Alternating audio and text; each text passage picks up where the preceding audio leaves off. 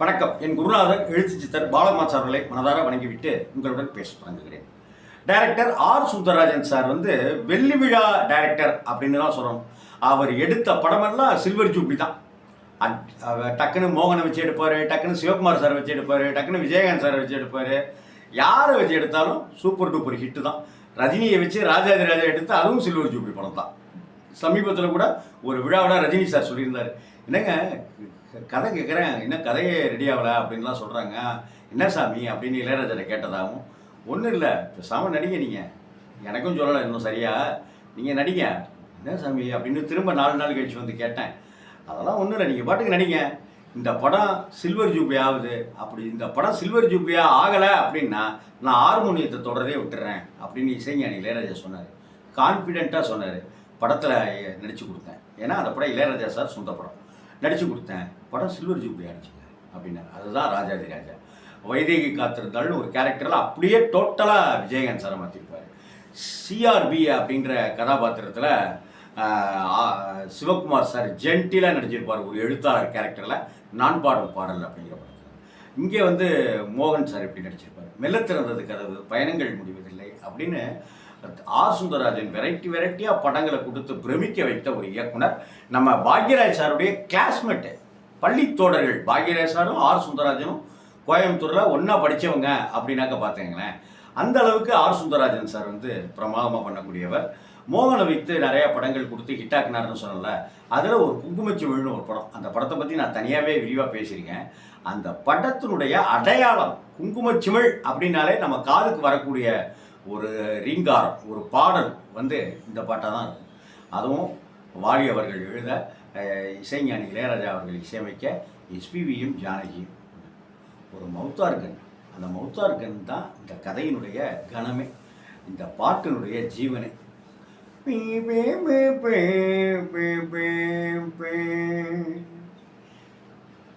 இளையராஜா ஒரு பெரிய ரசிகன். அதற்கப்புறம் தான் அவர் இந்த ரசனையிலேருந்து நமக்கு துப்பி துப்பி துப்பி துப்பி நிறையா கொடுத்துருக்காரு அப்படின்னு தோணுது. இந்த வரிகள்லாம் பார்த்தீங்கன்னாக்கா அவ்வளவு. அன்னைக்கு நான் சொல்கிறேன், 1985 அந்த படம் வந்துச்சு.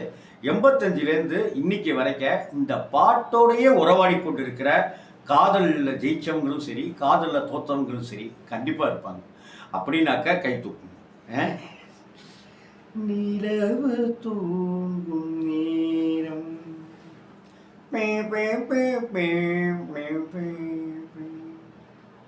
நினைவு தூங்கிடாது,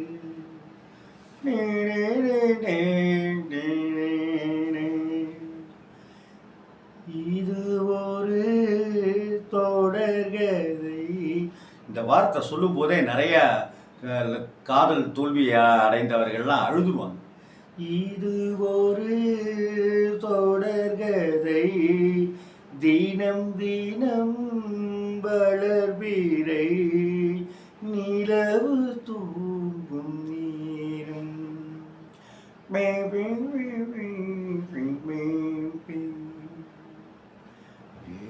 கொண்டு போயிடுங்க நம்மளுடைய இந்த பாட்டை இப்போ கேட்குறவங்களுக்கு ஒரு 35 வருடங்களுக்கு முன்னாடி உண்டான காலகட்டத்துக்கு நம்ம போயிடுவோம். 85 வந்துச்சுன்னா பாருங்கள், அந்த காலகட்டத்துக்கு நம்ம போயிடுவோம். நிலவு தூங்கும் நேரம் நினைவு தூங்கிடாது, இரவு தூங்கினாலும் உறவு தூங்கிடாது, இது ஒரு தொடர்கதை, தினம் தினம் வளர்பிறை. என்ன வரிகள்! அடுத்தாப்புல பாருங்க, மேல் வாய்ஸ் எஸ்பிபி சார். 4 கண்ணில் இன்று ஒரு காட்சியானதே. என்னங்க 2 கண்ணு தானே, காதலனுடைய 2 கண்ணு, காதலியோட 2 கண்ணு, 4 பேருடைய கண்கள், 4 கண்களுமே ஒரே விஷயத்தை தான். 4 கண்ணில் இன்று ஒரு காட்சியானதே. உடனே ஃபீமேல் ஜானகி அம்மா, வானம் காற்று பூமி இவை சாட்சியானதே.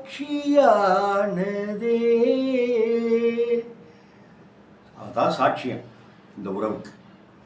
நான் உன்னை பார்த்தது பூர்வ ஜென்ம பந்தம். செத்தா இருக்கலை காதலர்கள் செத்தா.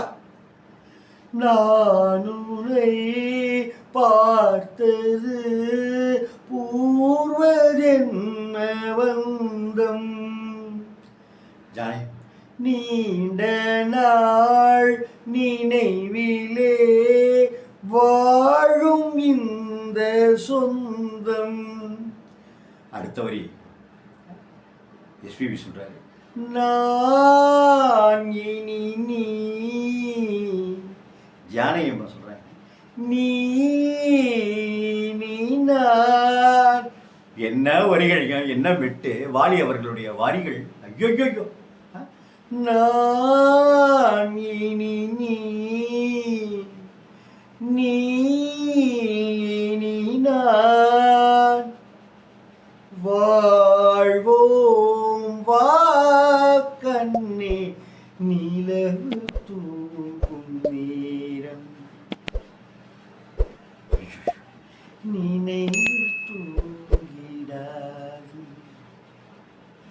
இரவு தூங்கினாலும் உறவு தூங்கிடாது. இது ஒரு தொடர்கரை. எஸ்பிபி அடே சும்மா ஜாலம் பண்ணுவார். நான் என்ன உனக்கு சீனியரா நான் அப்படின்னு ஜானகி அம்மா அப்படி விளையாடுவோம். ஐயோ இந்த பாட்டில் அதுக்கப்புறம் பாருங்க, கீதை மேல் வயசு, கீதை போல காதல் மிக புனிதமானது. ஜானகி கோதை நெஞ்சில் ஆடும் இந்த சிலுவை போன்றது. கதை இதாங்க. ஆனால் கான்செப்ட் இது கிடையாது, கதையுடைய பிரச்சனைகளும் இது கிடையாது. ஹிந்து அந்த மோகன் கேரக்டரு ஹிந்து, அவர் இளவரசி வந்து கிறிஸ்டின் இல்லையா.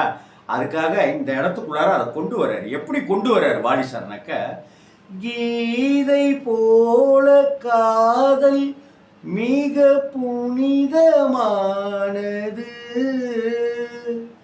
அவருக்கு கீதை தெரியும், இளவரசிக்கு கிறிஸ்டியன், அவங்களுக்கு கோதை நெஞ்சில் ஆடும் இந்த சிலுவை போன்றது. அடுத்தாப்புல பாருங்க, சாப்பாட்டுக்கே வழி இல்லாமல் கஷ்டப்பட்டு இருப்பாங்க, வேலை கிடைக்கல ரெண்டு பேருக்குமே. வாழ்விலும் தாழ்விலும் விலகிடாத நேசம், வாலிபம் தென்றலாய் என்றும் இங்கு வீசும். அடுத்தாப்புல ஏன் மயக்கம் ஏன் தயக்கம் கண்ணாவா இங்கே நிலவு தூங்கும் நேரம் நினைவு தூங்கிடாது இரவு தூங்கினாலும் உறவு தூங்கிடாது. இது ஒரு தொடர்கதை, தினம் தினம் வளர்வீரை நிலவு தூங்கும் நேரம்.